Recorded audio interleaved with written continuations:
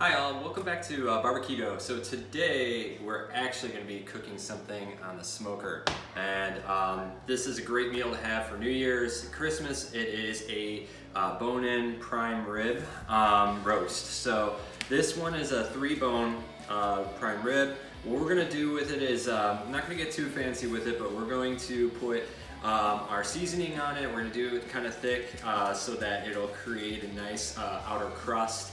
And then we're also going to wrap it as well in this twine. We're going to cook it low and slow, probably around 225 to 250 on the smoker for as long as it takes to get up to about 125 degrees. And then from that point, we'll take it off the grill. We'll wrap it so that it'll continue to cook a few more degrees. And then what we're going to do at the end is do a sear on it close to the coals so that we get this nice outer crust, but the inside it will be medium rare still. So stay tuned. We'll get this guy wrapped up and set up with our Twisted Q cracked pepper seasoning. This I used it on the New York strip. I thought it was an awesome rub, so we're gonna do that all over this and probably even a little thicker than we did with that New York strip yesterday, since it is such a big piece of meat it will benefit from. And action!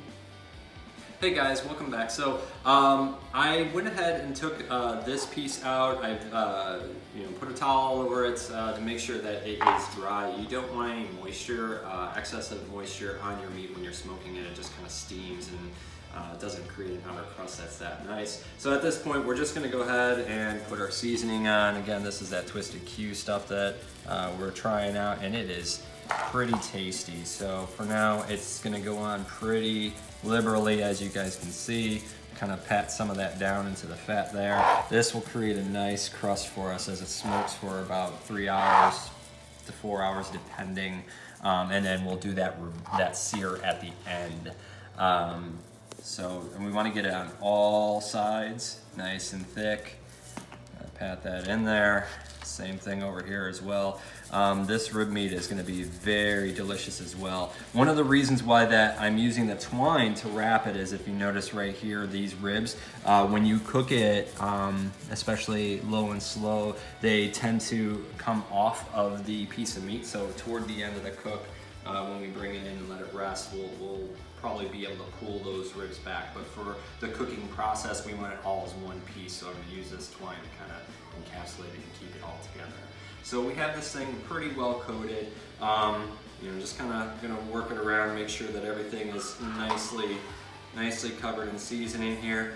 And then we're going to just let this guy sit. Now, keep in mind, I took this out of the fridge and I let it sit on the counter for a couple of hours to kind of let it get up to around 55, 60 degrees. That just helps when it goes into the smoker. You don't want something that's too cold to go into the smoker. It could potentially dry a little bit differently and cook it unevenly, as well as maybe still be frozen on the inside. So you definitely want to have something that, especially a nice cut like this, sitting out for a bit of time so that it can get closer to room temperature before it is introduced to the cooking environment you're putting it in. So stay tuned. Next we'll be getting the grill prepared, and I'll be showing you a little bit of that.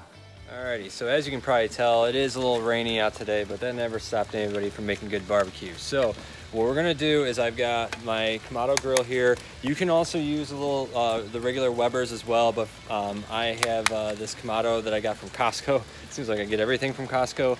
Use any sort of grill, a pellet grill, a stick burner grill. It's all going to do the same thing. We're going to be trying to keep a low temperature, around 225 to 250 in that range. So what I'm going to do right now, it is raining, so I'm going to light this thing and then try to get it started with the lid pretty much closed or almost closed. So I'll probably prop it up with something to keep it just a little gap there, air can come in and out. Also, I'm using a Flame Boss 300. It's just a little temperature control mechanism that I can use to try to maintain the temperatures a little closer. As you can see in the picture right there, that's the device down there. That's an optional piece of equipment that you can choose to use. It's not necessary. You can control the same sort of thing with the top and the bottom vents manually. Just takes a little bit more time and familiarity to dial it in, but well worth it if you have the means. So I'm gonna go ahead and start this up. I've already got it loaded up with some jumbo charcoal here. And I'm using these little like Weber starter cubes. They're actually pretty nice to use for this sort of application. So we're gonna go ahead and prop this down, and I'll probably put something in between there, like a grate or a brick or something, just to keep it propped open so the rain will stay off of it. Also, if you notice on top, I have a little pan. The vent opens up, so I just want to try to keep excess moisture from getting in there from the rain. But you know, we should be able to make do with this weather. Could be worse. It is the Midwest at the end of December, so could be snow, and you know, for that I'm thankful. Okay, so I got my brick in there. The fire is going right now, so I'm just gonna wait for those coals to catch. Up top, I did close down the vent to about the first between the 0 and the 1 hash mark. That's for the most part pretty closed. And then I also have the controller fan down there hooked up, so it's pumping some air in there right now to kind of help circulate it and get it running. You wouldn't have to deal with this in normal climate type conditions, but this is the only way I think I can probably get this thing lit, you know, pretty decently. Also, I have a temperature probe. This reads what the temperature is inside of the grill, and then I also have these meat probes, so these go inside the meat itself. And basically the device will accommodate for the correct amount of airflow that needs to go in there to maintain the temperature that this needs to see. So I have it currently set to 225 degrees on the Flame Boss. So once it gets towards that, it turns off the fan, and then once it starts to drop a little, it'll turn on the fan a little bit, and it'll just try to use the airflow in there to maintain the temperatures. So I'm gonna give this a little bit of time right now. We'll come back here shortly once the coals are ready, and we'll try to dial in that temperature. The meat's in the kitchen, and it is just sitting there coming up to that room temperature. The other thing too is I have a little bit of hickory chunks here, hickory wood. So I'm gonna be putting a couple of pieces of that to give it a little bit of a smoke. Nothing too crazy, but yeah, we'll be back here shortly to continue the cook. Okay, so we're about up to temperature. So what I'm gonna do is I'm gonna put on a couple pieces of wood here. This is hickory, as I mentioned earlier. What you wanna do is you wanna get it down in there pretty decently. Next, what I'm gonna do is start to lay down my grates. So I've got a lower grate that I'm gonna use to put the steak on at the end for that sear, and then I'm going to put a heat deflector plate in here. Now, if you're not using a grill setup very similar to this, what you want to do is offset your coals to one side of the Weber, or if you get an offset smoker, even better. But with these Kamado type grills, you got to use a heat deflector plate so that your meat doesn't get dry. And then from there, I'll put the top grate on, and then hook up my little barbecue probe guy. Bam. So this way I can read those temperatures. Put that rib roast on here momentarily. Okay, so we're back up to temperature here. As you can see, we got some smoke coming out the top there. So what I'm gonna go ahead and do is I'm gonna go ahead and put on the rib roast. Now before I do that, I've got it sitting over here. I brought out another pan as well. We'll use that to kind of catch some of the drippings underneath. I'm gonna put the 2 temperature probes I have into the meat, into the center part. More important thing is maintaining that low and slow temp. Now at 225, it's gonna take probably about 3.5, maybe 4 hours on the long side. It's a little cool outside. These things are very efficient, so they should hold the temperature. But we'll just have to watch it and see what we end up landing at. But after a couple hours, I'll come out and check on it, see how the bark is forming on it. Hopefully we get a good bark going, and then when we sear that at the end, or give it a char at the end, it'll come out really nice. So I'll go ahead and put that in, and then I'll get it stuck on the grill. She's going right now. We'll come back in a little while. The smoke's rolling, so we'll get a good hickory flavor in there as well. So yeah, we'll just kind of keep an eye on our temperatures.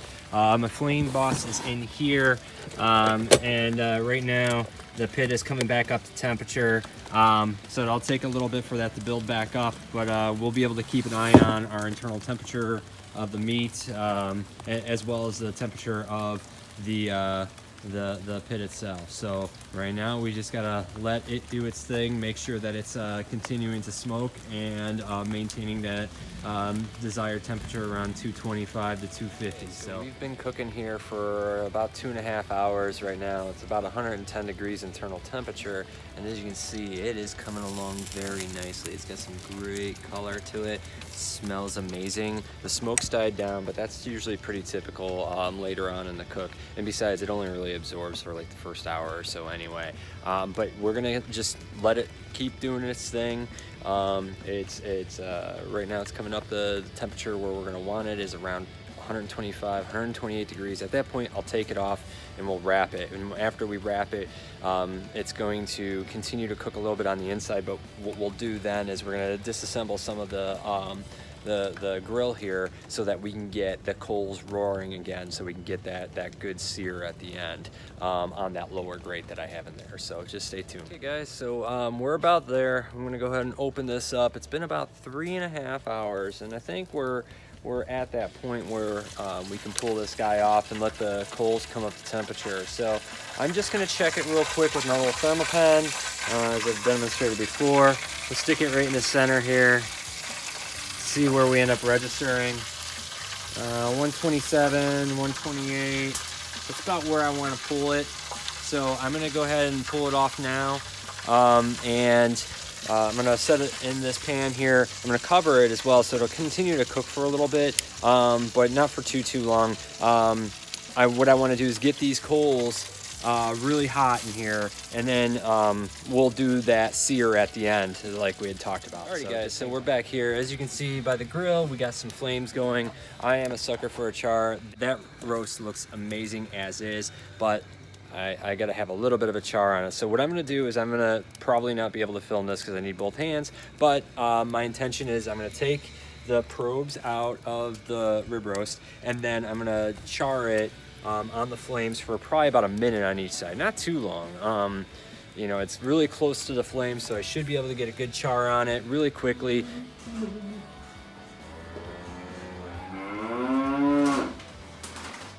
Okay, welcome back. What we did last was we did a 1 minute sear on all sides of this prime rib on the Kamado out there. So we took it off the grill, we let it rest for a little bit under some foil. It's been resting for about 30-40 minutes now. So what we're gonna do is we're gonna go ahead and cut into this. It should be an internal temperature around 135 degrees last I checked. So let's go ahead and cut into this guy and see what we got.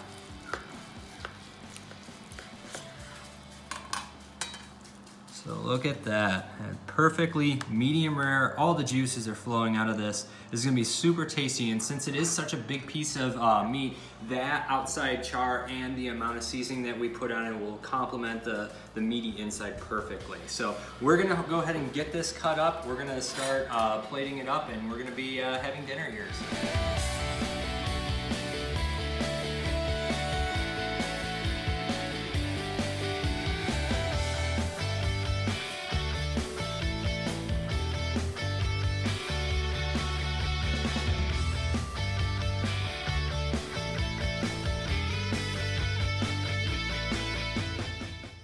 And there you have it. That is my take on a prime rib. It's very keto friendly.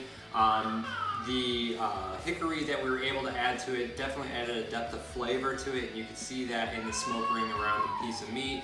As you can see, we had very little of it left, and I gave some to the neighbor even.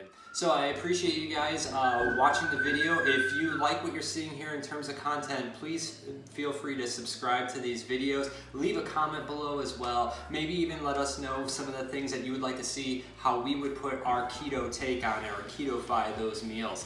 Until next time, see you later. Thank you. What do you think of this? That's really good. Yes.